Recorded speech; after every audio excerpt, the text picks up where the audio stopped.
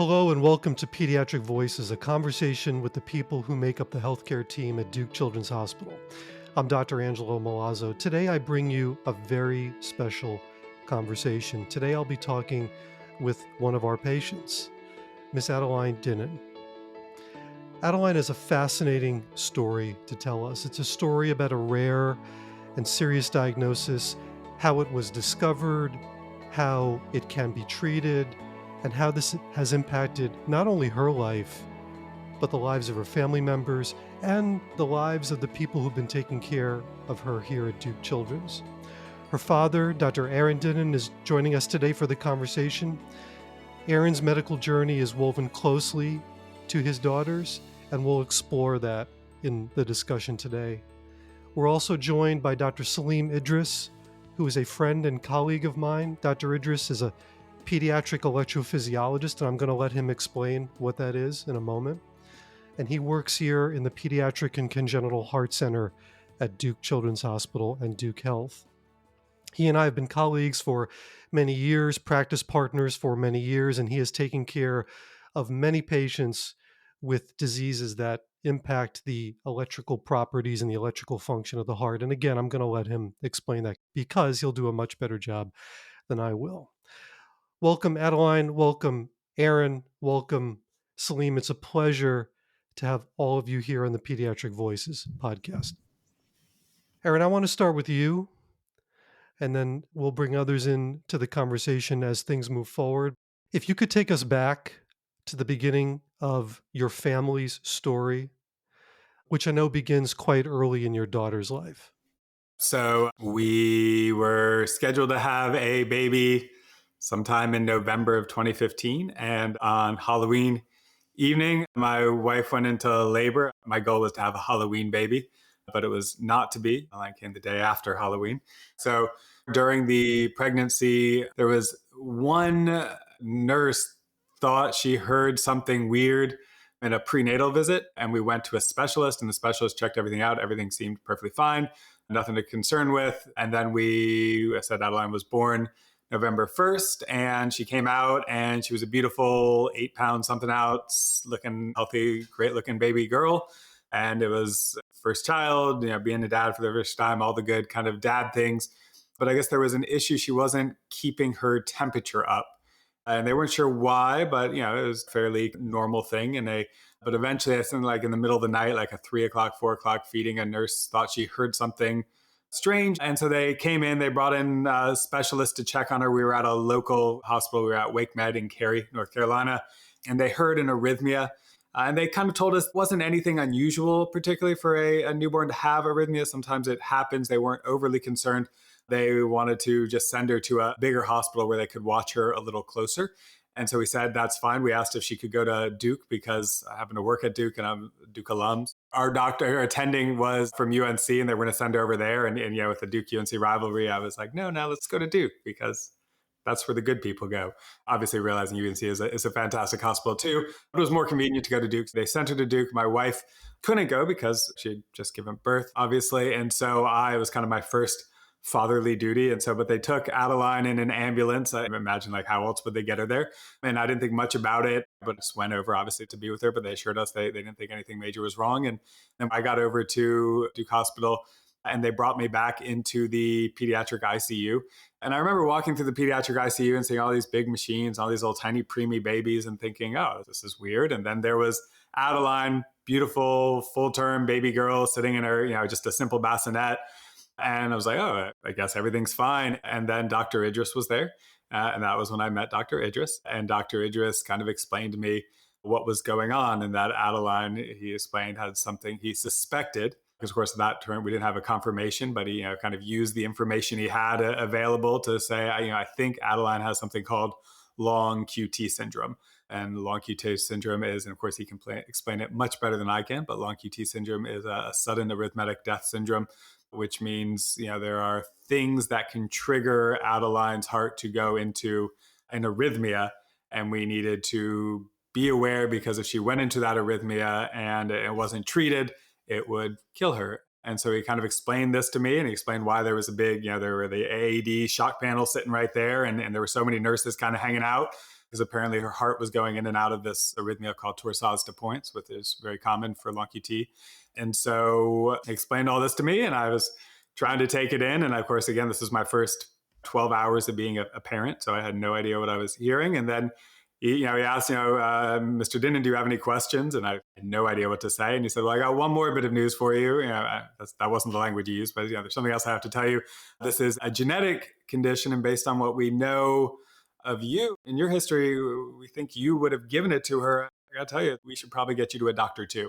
And so that's when I discovered that I had the same condition, and it hadn't impacted me yet, but it probably would. And so they started treating me as well pretty much in the same afternoon. So it was a big day. Aaron, you mentioned your relationship to Duke, and for our listeners, Aaron has a PhD. Can you tell us what discipline it's in and how much of that prepared you for understanding what you were learning about her condition and your condition at that early stage? Oh, sure. Yeah. So I appreciate that you gave me the fancy doctor title, but I have a PhD in English literature. So I'm pretty much prepared for metaphysical strife, which is probably pretty excellent for this particular disease because it's very much existential as much as it is anything else. So, PhD in English literature, and then I'm an entrepreneur as well. So, I teach entrepreneurship at Duke now. I've been teaching entrepreneurship. This is my 10th year teaching entrepreneurship at Duke. So, I'm entrepreneurship faculty at Duke. And, in a weird way, it kind of perfectly aligned me for this. I like to think it perfectly aligned me for this because after dealing with the initial push and hit of all this stuff and kind of, again, I said the existential crisis of all it, the entrepreneur took over. And there's a thing that, no offense to the physicians on the call here, but doctors have a tendency to make everything sound really terrible. No offense, Dr. Idris, but you didn't pull any punches, I would say. And I was sure I was going to die within the next 10 minutes, as was my child. And so it was kind of a tough few months to get over that. But eventually kind of the entrepreneur side took over. And, in the entrepreneurship, we deal with big problems all the time, but the way we treat big problems is we say, big problems are also big opportunities. And I think a different way of phrasing all this stuff was to say, hey, there's this terrible disease. It's called long QT syndrome, and there's no cure, but the first symptom is usually death. And by some miracle, we discovered this in your daughter on the day she was born, so as early as possible. And so even though we can't cure it, we can treat it. And because we know about it, that's our best protection. And so we can give her a much better chance of a long, happy, healthy life because we know about it. Isn't that amazing? And that would have sounded way better. So for future reference, Dr. Idris, that's how we frame things. And then I would have gone, but wait, there's more. Here's the big upsell.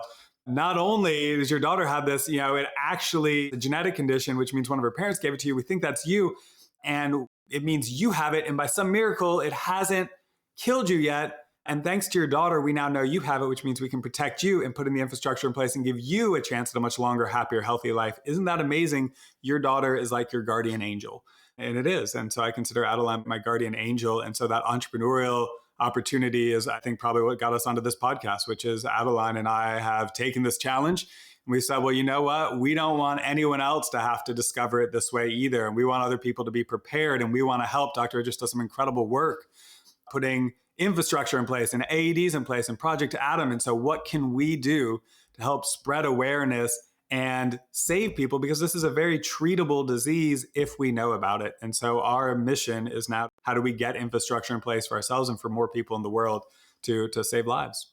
I love the specificity and the expansiveness of that answer. It really gives, I think, an important insight into what this process looked like from your perspective, which, in some respects is the central perspective here because it connects to all the other perspectives as we're going to hear in the rest of this conversation. So I want to bring in Dr. Salim Idris first to introduce himself, to tell us a little bit about who he is and what he does here. And then I'm going to, Dr. Idris, give you an opportunity to connect directly with a little bit of what we heard from Aaron. So why don't we start with an intro? Tell us who you are and what you do. So I'm the director of pediatric electrophysiology at Duke. So electrophysiology is the study of the electrical properties of the heart, how the heartbeat initiates, how the heartbeat transmits through the heart muscle itself. Our hearts function in two parts, basically. It's mechanical and it's electrical. So many of us in pediatric cardiology, we take care of a lot of the mechanical parts, but in electrophysiology, we have to be taking care of the rhythm. And believe it or not, in our lives, tenuous balance of making sure our heartbeat is going through our heart smoothly every moment when we have over 100,000 heartbeats a day for all of our lifetime. That's what I do. It's a long training process. I love what I do. It takes a lot of knowledge from the genetics of everything to what we call the ion channels, which are the little holes inside the sides of everybody's heart cells that let things like sodium in and out that create the heartbeat, all the way up to an electrocardiogram, measuring that on the outside of the heart and figuring out what happened and what was happening with Adeline at the moment.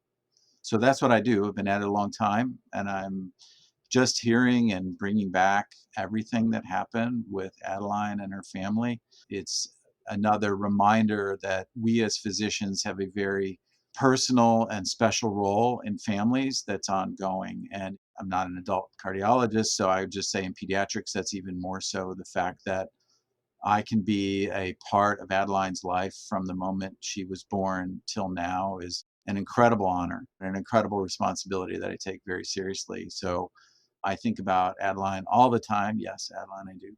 And as well as many others related to this. Salim, thinking about what Aaron was saying, the gravity of this diagnosis, something that you're dropping in his lap, in his family's lap on the day of their daughter's birth, and the significant impact, the psychological ramifications of that. How do you come to terms with that? What is your approach, and what do you remember about those first conversations with Aaron and Adeline and the rest of the family? Yeah, I think actually I credit you, Dr. Malazzo. You have always reminded me that medicine is an art.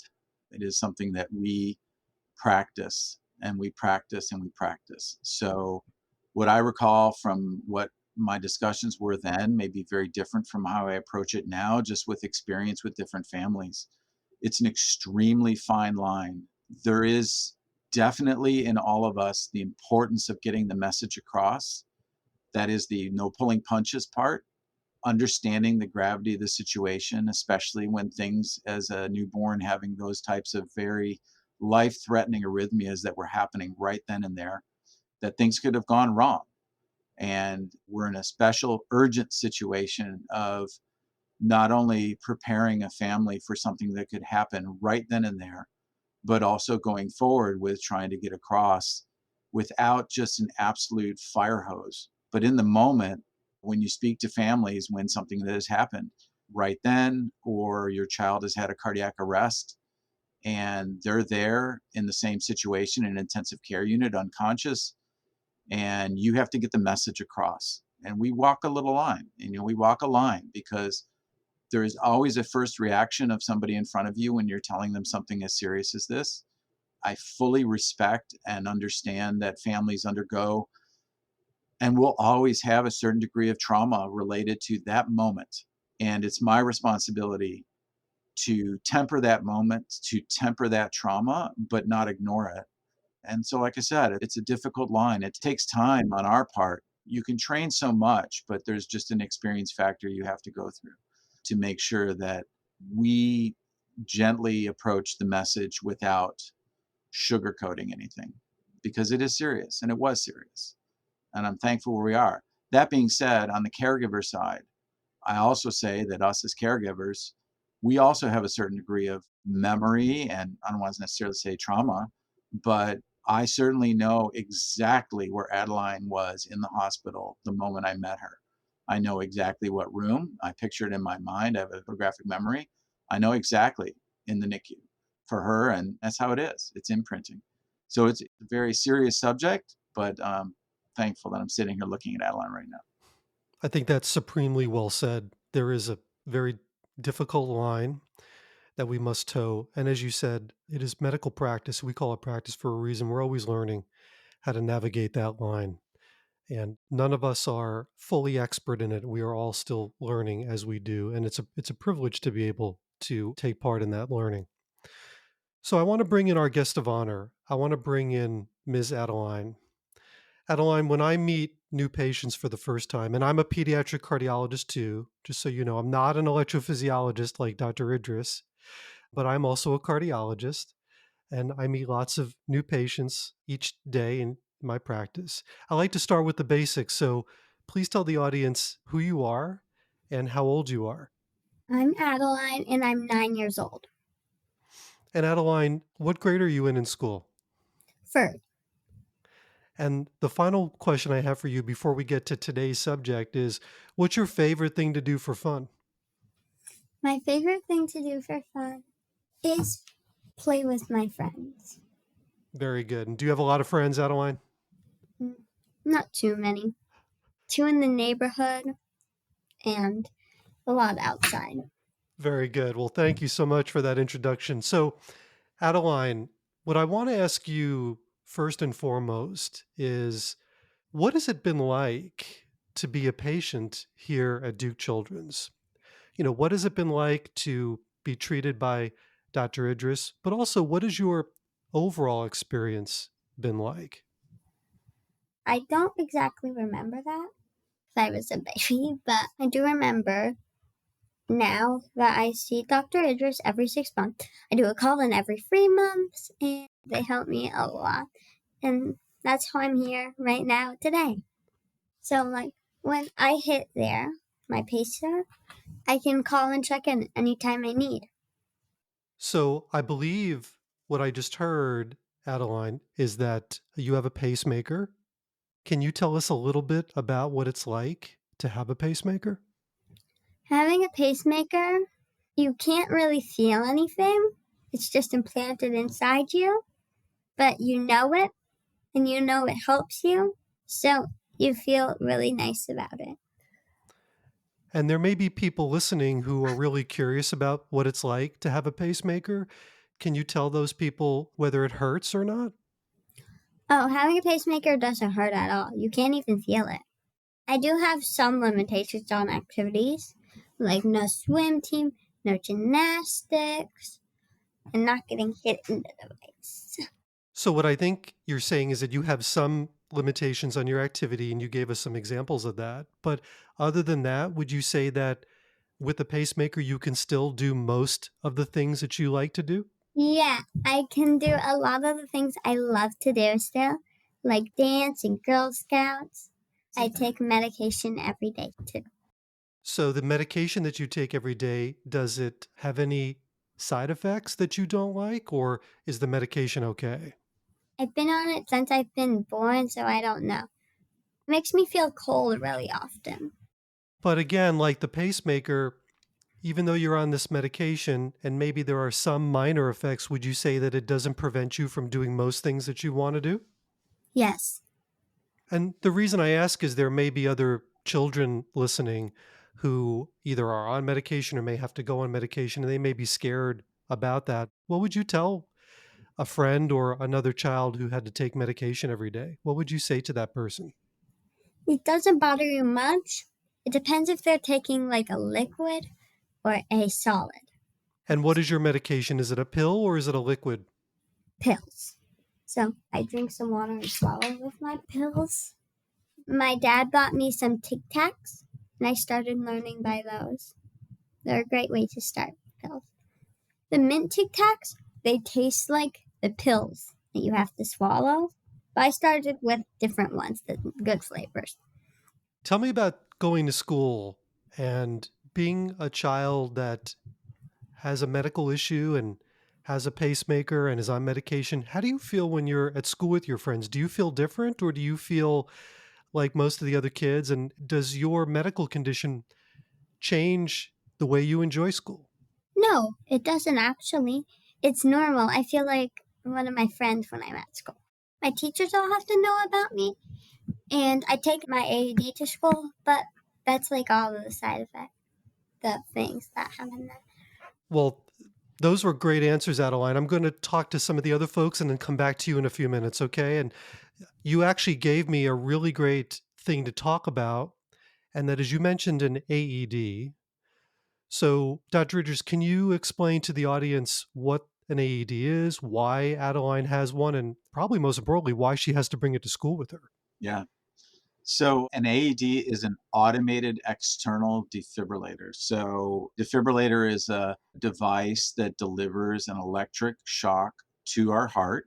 It is meant to reset the heart rhythm to normal.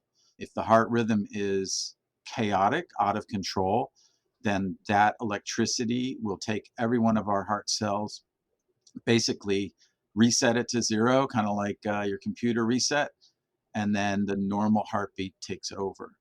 An external defibrillator, and especially when considered automated, means that by putting large sort of patch electrodes on the chest, on the skin, that device will sit there through those patches and record the heart rhythm, analyze it, determine if it's a rhythm that is normal or is abnormal, that it can be reset.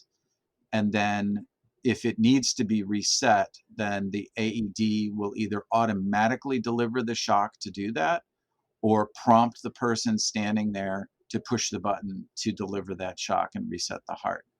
The AEDs right now, it's a sophisticated device, but it's kind of a not sophisticated device because it's there to deliver the shock. But there are important add-ons to it. And one really key is that every AED, as soon as you turn it on, it has to talk to you. So there's an audio that tells you what to do, tells you where to put the patches. There are diagrams. If you have it in the field, if with anybody, an adult, a child, it tells you what to do. And it also tells you when and when not to do CPR. That is a critical piece of this as well, because if the heart rhythm is out of control, that means it's not pumping and CPR needs to be done until the heart rhythm is reset. And all AEDs will tell you when and when not to do that. So it's very important if you use an AED, first thing you do is turn it on and it'll tell you what to do. So we've heard that Adeline is on medication. We've heard that she has a pacemaker. We've heard that she has to have an AED close by. Can you talk a little bit now about her diagnosis, what it is, what it means, and what her prognosis is? So long QT syndrome is basically a grouping of genetic diseases that all affect those channels that are in all of our cells of our heart. Our channels of our heart are basically like little pores in the outside of every cell of our heart muscle. And those little pores are very specific. There's one door basically that opens for what's called sodium ions that we have in our body, one for calcium and one for potassium. And each of those ions is an electric charge. So basically it's electricity. So when the doors open in that one pore, it's very well timed and well programmed. Sodium goes inside the cell, then calcium goes inside the cell, then potassium goes outside the cell. And all of that in and out is programmed by our genetics. Our genetics make those pores happen and those timings. So that's what creates our heartbeat. So the way I describe long QT syndrome to everybody and families and even to our fellows and such is basically this: our electric heartbeat is like the wave at the beach. So basically when you're standing at the beach, if you've been there, when that wave comes in, you see the big tall sharp part, that's the surfing part. And if you're standing out in the water and it crashes over you, you all know that if you're there, that water level is still up there. The wave goes by, but there's still high water. And it takes time for the water to go down before the next wave comes in. So that is exactly how the electric wave is in our heart. There's the front part of it, which is really sharp and goes through the heart really quickly. But then there's the back part of it that has to go back to normal and reset. And the timing of that reset is based on our DNA, our genetics, which times those pores to open and shut. So if there is a problem with the DNA, if there's what we call a mutation in the DNA in a very singular specific part of the DNA, just one point of it out of millions, and it happens to be the wrong kind of problem in the wrong spot at the wrong time, it will affect how those pores work, and it'll affect how that wave comes back to normal. And if that timing of the wave is very, very long, the water stays high for a very long time, that could lead to disrupting the rhythm of the heart and creating chaos in those waves and just basically choppy water. And choppy water in the heart of the heartbeat is an arrhythmia that's life-threatening. And that's how long QT syndrome can lead to a sudden cardiac arrest. And that is the reason that defibrillation works, is because it resets that choppy water to smooth it out so the next wave can come in. So an automated defibrillator is meant to do that from the outside. In many people, we do that from the inside. We actually do, much like a pacemaker, implant a device under the skin and inside the heart that can do the same detection and deliver the same shock inside without having to carry it along. But while in an adult, that's one decision. It's a lot easier to make that decision in an adult. In children who have a lifetime of having a device, it's a much harder decision of when do you do that, because things can happen and batteries need to be changed and things like that. So those are the tough decisions. Now, medication itself in long QT syndrome, in most long QT syndromes, the more prominent types, medication reduces risk of a sudden event, in some cases up to over 70%. So it's critical to have medication every single day for life to reduce the chance of that arrhythmia happening. The really hard part is what predicts the next step, what predicts if an arrhythmia will happen. And that's a very, very difficult thing. Humans, we are probabilistic, there's probability involved, and one person can go into it and the other person can't. And so those are the hard parts. So the best approach is to have multiple types of prevention, including medication. And if an internal defibrillator is not appropriate, then an external or an AED is appropriate to have along. We heard earlier in the show from Adeline's father that not only was she diagnosed, but very quickly you surmised that this was a familial condition. And in short order, he was diagnosed. Can you talk a little bit about what that means? What having a genetic cardiac disease means? Yeah, absolutely. So diseases are categorized when they're genetic. They're categorized by being something called autosomal dominant or autosomal recessive. And for example, long QT syndrome, autosomal dominant means all you need is one bad copy. We inherit two copies of our genes, one from mom, one from dad. And if you inherit one bad copy in long QT syndrome, for example, that's an autosomal dominant disease, that one bad copy can create the conditions for having the disease of long QT syndrome. Everybody's disease is different and how severe it is, it varies quite a bit. So when we have a child that's diagnosed, you can have a situation where the DNA, it's called de novo. The DNA, that gene had a mutation on its own, just happened in that one person. And then going forward, it can be inherited in any prodigy after that on a 50% basis. You have two chromosomes, you give one of them. So that also means that if you have a child who has a disease, that means that there's a chance that one of the parents has the mutation. And for any other children, there would be a 50-50 chance that next child could also inherit it, 50-50 separate from the other child having it. So it is not unusual in this situation, just like what happened with the Denon family, that we go up the tree, we go up the family tree. And I take care of families where I'm taking care of the child, and then I have another child, for example, that's been discovered 3 levels up and over 2 levels, like second cousins. That is because it's an inherited disorder. So discovery is really important. It saves not only a singular life right there, but it saves so many others in the family, and it can do that. So that's why discovery and knowledge of this being present is really important. As we wind down with each of you, I want to ask you a version of this question. I'm going to start with you, Dr. Idris, and then bring Adeline and her father back into this conversation. But what would you, as a pediatric cardiologist, as a pediatric electrophysiologist, what would you want our audience today to take away from this conversation? I could go down different realms, and I'm just going to go down the realm of all that the Denon family has done related to what was mentioned with Project Adam and what's out there. And I'll go on my soapbox about it a little bit. Basically, there are multiple diseases, not just long QT syndrome, that can result in a sudden cardiac arrest in children and adults, but I'm going to deal with children, where it's an unknown, it's a hidden, there are no symptoms. That's it. And then the first presentation can be an arrhythmia. So we want to have a situation where we have prevention of sudden cardiac arrest in young people. And that's a passion of mine. And There are two aspects to that. One is called primary prevention, where you discover and then you try to prevent. And in Adeline's situation, the discovery was right there, obviously. And then in Aaron's situation, of course, yours was discovery as well. In secondary prevention, though, secondary prevention is after the fact. Secondary prevention is prevention of sudden death after a sudden cardiac arrest has already happened.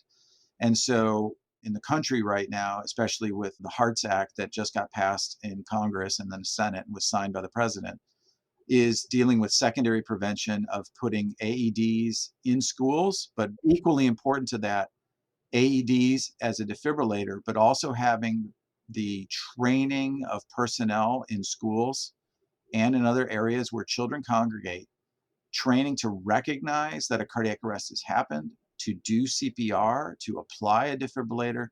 That's called an emergency response plan. And a cardiac emergency response plan is critical and very important, as well as the AED. So that's secondary prevention. And Project Adam, I run the North Carolina affiliate for Project Adam, which is a national program, which is promoting that. So in North Carolina, we go around to schools that want to participate, it's voluntary, and help them to do CPR and do emergency response plans and AEDs. And we go out and we go to that school and we run drills from start to finish to try to make sure that people are ready for something that could happen even though there are no symptoms. So I guess that's my message, is that understanding the importance. And one last part of that is this, is that, again, it's a soapbox, but it's a reality.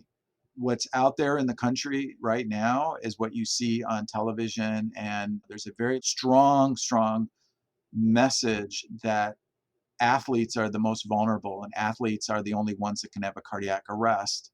And that's absolutely not true. And so anybody can do this, anybody, non-athletes and athletes alike. So I don't want anybody to shy off from being an athlete or exercising, but we also have to understand that people can have a cardiac arrest, children who are playing or not even playing, just walking. So that's my main message. Thank you for that perspective and also for the work that you're doing. The work of Project Adam that you are leading is so important for so many reasons, but I appreciate you taking the opportunity to highlight it for us. Aaron, bringing your voice back into this conversation, what do you want families who are listening to this show, what would you like for them to take away from this discussion? The big thing we've embodied as a family, and it's largely been through Duke and Dr. Idris, is not a very exciting word, but it's infrastructure. And what I'll never forget, right, is after this happened and we're in the hospital, is the infrastructure, and for lack of a better word, that was in place to help us and support us and made us feel like we understood what was going on. It was to teach us. We still actually have the paper when Dr. Idris, my wife, eventually came over from where she was, and Dr. Idris sat down and explained everything. He did for lack of a better word, a chalk talk with us. He had a piece of paper and he drew out the ion channels. He explained everything. And we felt so much more knowledgeable. And as being scholars, my wife is a scholar as well. And we just felt so much more knowledgeable once we had information and then the infrastructure of support. Funny story is that my understanding is Dr. Idris has clinics kind of all around the state. And so he would be not necessarily in Durham during the day. And we were in the hospital for nearly a month. And he would come even after, being in Wilmington, hours away. He would come and it'd be 9, 10 o'clock at night. And he would come in and he would visit us and he would visit Adeline. And he was just dressed in kind of normal clothes. And the nurses thought he was her grandfather because he was there. And it was like, oh, is this your grandfather? Like, no, this is the doctor. But because he was just there and he cared so much. And that's just been ongoing ever since, right? And so everything that's happened since then is the infrastructure. Our goal as parents for Adeline is how do we put the infrastructure in place to let her have this amazing, wonderful life and be a normal kid. And she is a normal kid. Even the times I'm mad at you, Adeline, you're still a normal kid. Your dad should get mad at you. And so being able to have those moments and those wonderful things is because we have an AED. As we know we have it. Duke worked, Dr. Idris worked really hard to make sure that we were able to get an AED, and they're expensive devices, and we were able to get it on insurance, and it's there and shows up, and he advocates for that. Making sure we always have the medicine and had a good system for taking the medicine and putting it in place. And that's all been the amazing infrastructure that Dr. Idris has given us. And so going forward, I think everything is normal and good as long as you take the moments to think about the infrastructure and put those things in place. And so Dr. Idris has been the most incredible advocate, and Duke Health has been just the most incredible supporters for us. And then from there, we've just wanted to go out and spread the message because, again, I think just knowledge is the biggest protector. Well, it's a wonderful answer. It highlights the running theme of the show, which is the people make the place special. And that infrastructure scaffolding that you talked about is so important. And it only gets activated when you have people like Dr. Idris who are so committed to the cause, so committed to their patients. And that's what makes me so proud to be a physician here at Duke Health. Adeline, I want to end the conversation part of today's show with you.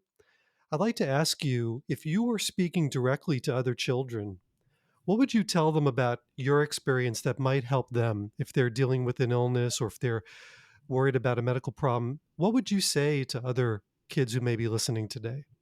I would say I think the best way to deal with this is take it step by step. And doctors aren't scary. So you're saying take things one step at a time, which sounds like great advice. And you're also saying that doctors like me and like Dr. Idris, we're not scary. We may seem scary at times, but we're not, right? And that has helped you. Would you agree with that? Yes. You really care and you really help people. Well, I think that's fantastic advice for other children. I think it's fantastic advice for their parents and family members to hear as well. So thank you so much for that. That's really fabulous. Can I bring up one thing, Angelo? I just want to thank Adeline. What didn't come up is that Adeline has been a Children's Miracle Network champion, and she has been going around the country. And Adeline, you are helping so many people by doing what you've been doing. So many. It's really special. And I just want to thank you for doing that. I know it's a lot of stardom and doing, videos and doing promotions and being on Cheerio boxes, which I have many copies at home. Thankfully, thank you all, the Dennis, for the boxes of Adeline's Cheerios, which are awesome. But just thank you for all you're doing. It's amazing and helpful. You just made my day. Oh. So the reason we started AED Girl, because we knew my story was already going to be out there. So we just wanted to record it someplace.